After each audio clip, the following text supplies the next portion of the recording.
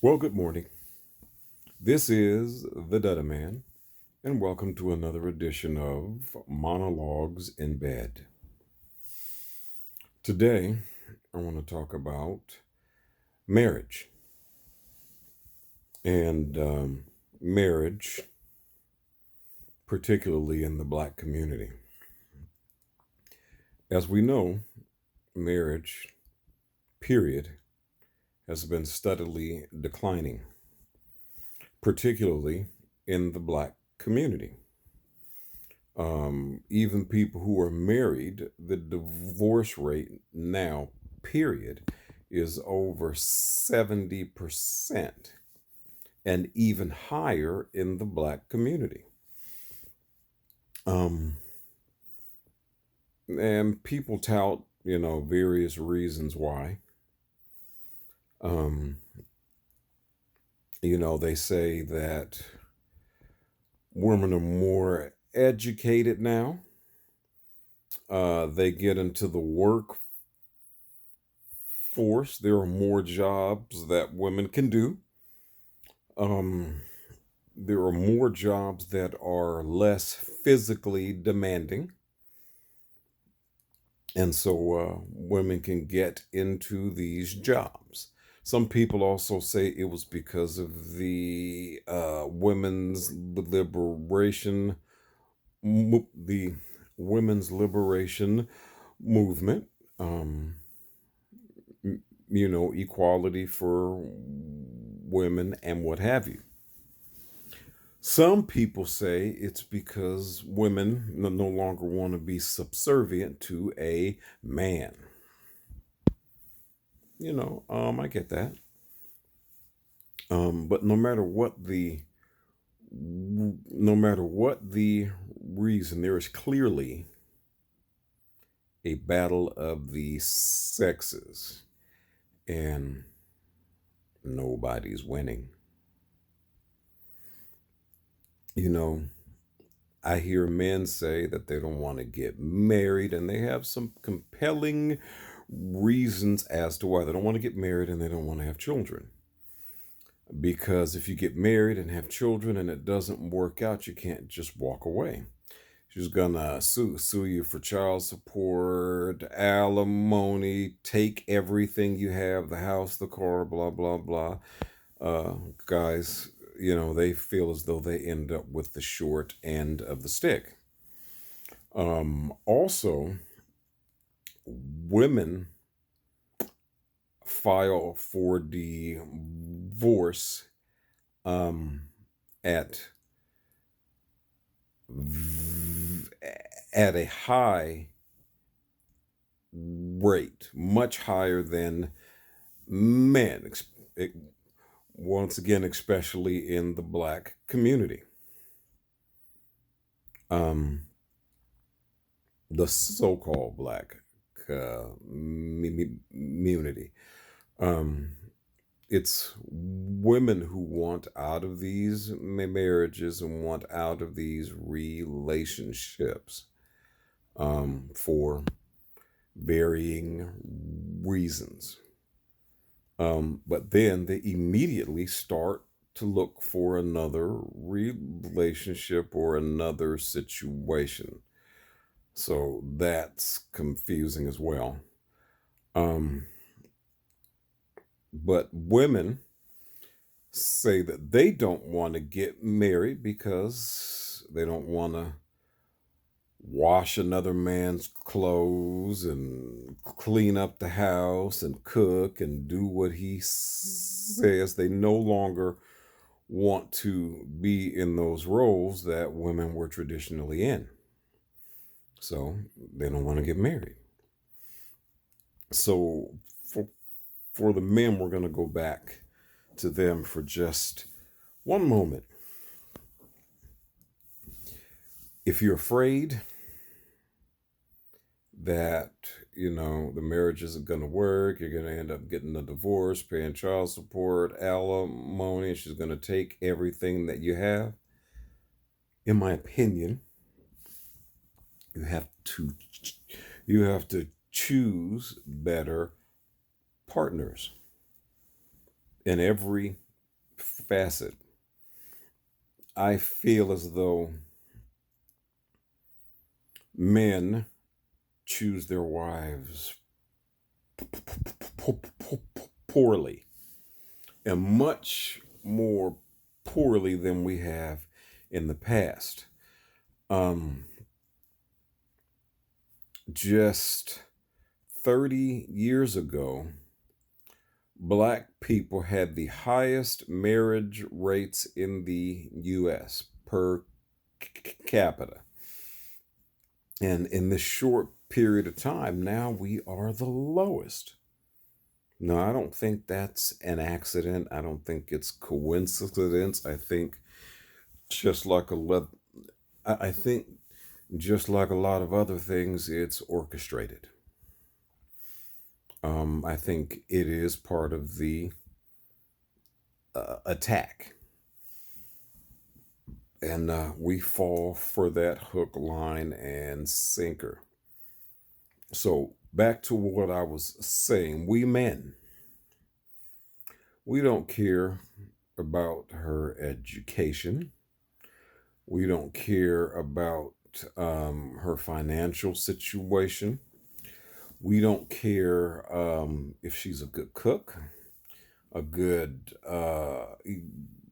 good at keeping house. We don't care if she knows how to treat a man or if she's even interested in treating a man right. We're not interested in anything about her, her favorite color, her character, things that she likes, things that she does not like, her past. She could have she can have three different children by five different men. We don't care. Long as she looks good. Long as she has a big butt, she has big boobs, she got big thighs. it- you know, we don't care. Ooh, look at them lips, girl. Ooh, we don't care. We are ready to smash. And even if you don't get married, even if you're just trying to smash, if you climb up on the roof and jump, what's going to happen? You're going to fall. You're going to hit the ground and it's not going to go well. Well, if you stick your penis into her vagina, chances are she's going to get pregnant.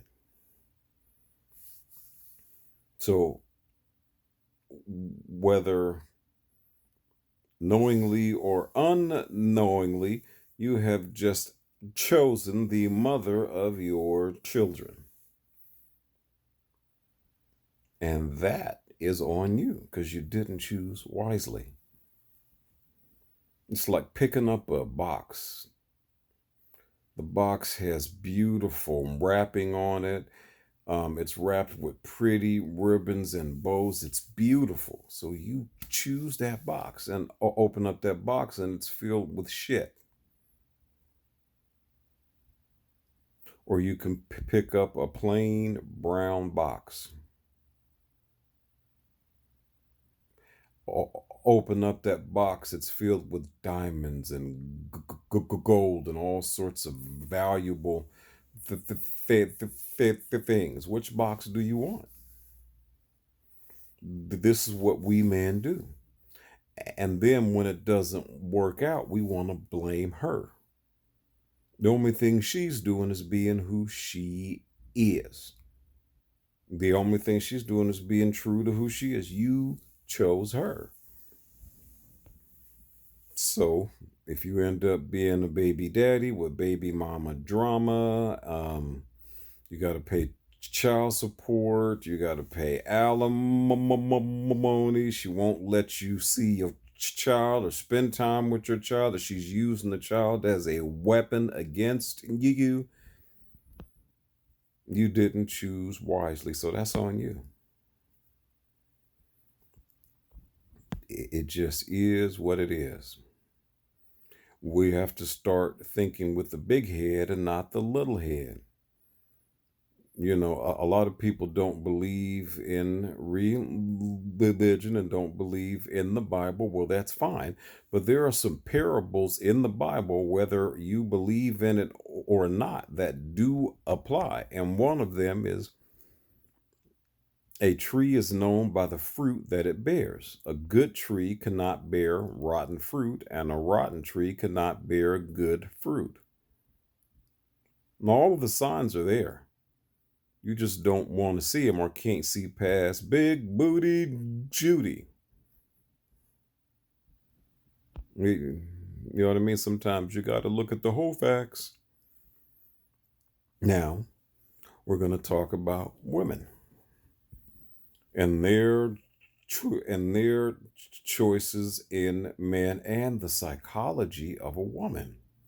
It's strange. So, women say they want a good man, they want to be treated with respect. And to the credit of a woman, you could be tall and handsome, good looking, nice body, nice piece of equipment, if you know what I mean, and know how to use it. She gonna see you and say, "Ooh, he fine. I wonder where he work at. Wonder what kind of car he drive. I wonder if he has his own place." They're not just concentrating on the way he looks.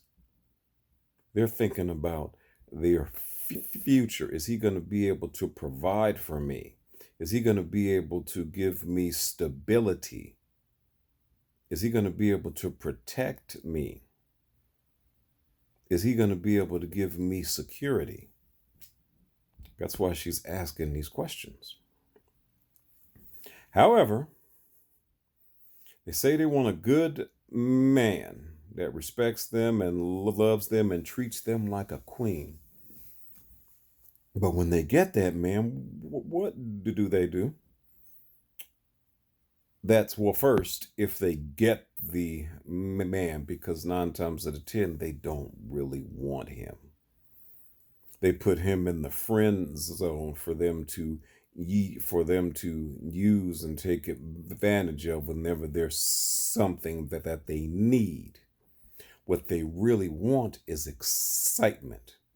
There are 3 things that I believe that are most important to women.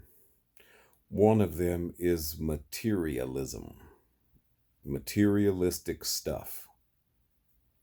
The other one is good sex, really good sex. They want a man that can put it down.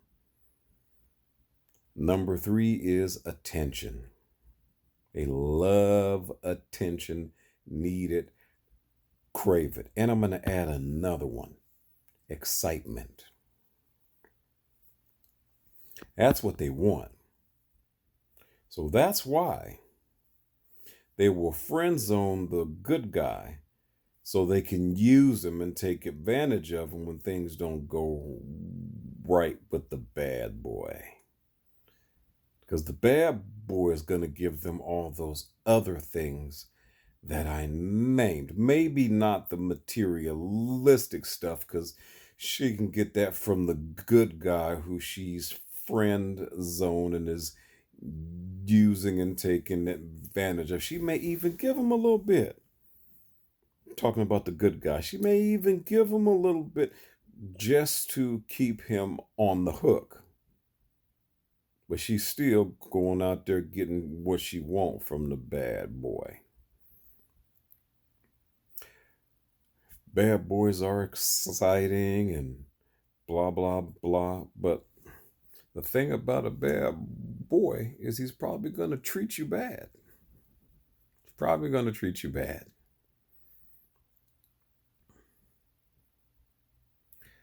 And so, just like with the men, you lay down with the bad boy who has 8 different children by 12 different women.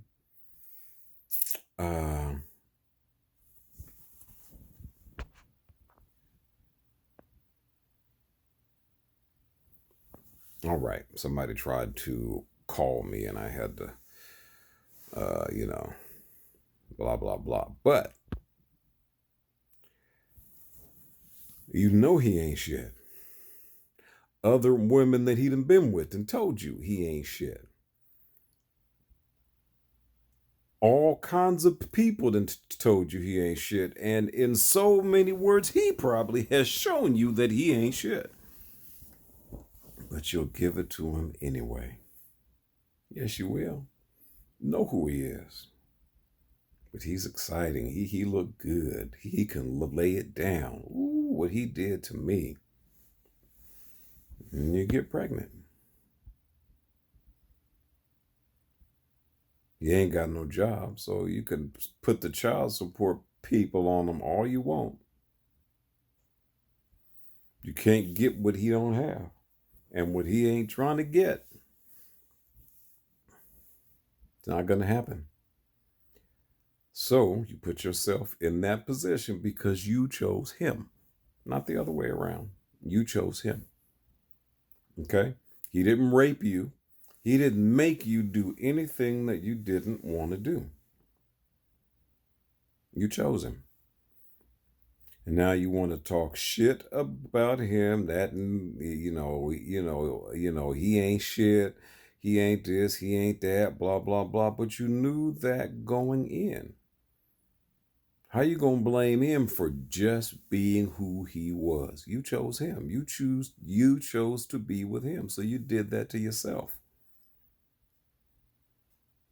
And for all of these women talking about, I don't want to cook and clean for no man. I don't want to do this. I don't want to do that. I get that. I do. But riddle me this. If you don't have a man, you have to work. You have to bring home all the money, all of the income. You got to bring it in. When you get home, you still have to cook. You still have to clean.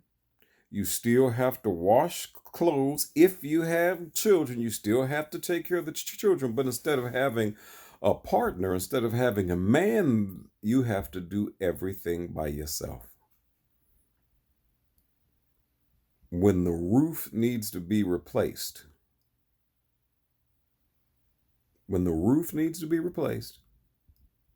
you got to call somebody and pay them to replace it. And 9 times out of 10, it's going to be men. When something needs to be fixed, you need landscapers to come and do your yard. You need an electrician. You having car problems. 9 times out of 10, the person that you hire to do it is going to be a man. But you're going to have to pay him. And the same thing goes for the men. There are many benefits with having a woman, with having a wife. Going through this life by yourself sucks. Going from person to person throughout your life, it can be exciting, but it always ends badly. Always. And I don't care how many men or women you have running in and out, you're lonely. Because nobody is connecting with you. Nobody really has your back. Nobody really loves you. Nobody really has a connection or a kindred spirit with you. And let me make this very clear. You can love somebody without having sex with them, and you can have sex with somebody that you don't love. The two don't have anything to do with each other. Nothing. It's like going to get a professional massage. He can give you the best massage you ever had in your life. Or she can give you the best massage you ever had in your life. You're going to say, ooh, that was the best massage I had in my life. You're going to pay them. And you're gonna go on about your day. Stop confusing sex with love, and stop confusing love with sex. And stop letting the enemy divide us and conquer us. Because that's what's happening on several different fronts. This is no accident. This is orchestrated behavior. We can't, so-called black men and so-called black women can't respect each other, can't do right by each other, can't. But when you get with somebody outside of your race, all of a sudden you can act right. All of a sudden you can treat them with respect and kindness and love. Do you think that that's a coincidence? No, this has been orchestrated. So we have to wake up and realize while you're out there having fun and doing whatever you do, whether you're a man or a woman, that's cool. But there's a window. And once that window closes, ain't nobody gonna want you. Ain't nobody gonna want you. Nobody. And you're gonna be by yourself, struggling. How many of you have a retirement plan? What are you gonna do when all of your prospects dry up? What are you going to do when you get to the age when nobody wants to hire you? If you don't work for yourself in any corporation or company, the longer you're there, they have to give you raises. The more you learn about the company and the business and the way it's run, the less that they can use and take advantage of you, and the more they have to pay you. That's not what they want. It's more financially responsible to them for them to find a way to get rid of you and hire someone else that they can pay less. That's younger, stronger, faster, and not as well versed and as smart. So somebody that they can take advantage of. What are you going to do when those prospects dry up? Who do you have on your side? We are looking at a bleak, bleak future. There are so many well-to-do so-called black men who are lonely. There are so many well-to-do, educated so-called black women who are lonely. Because all the things that I'm saying, they've realized it too late.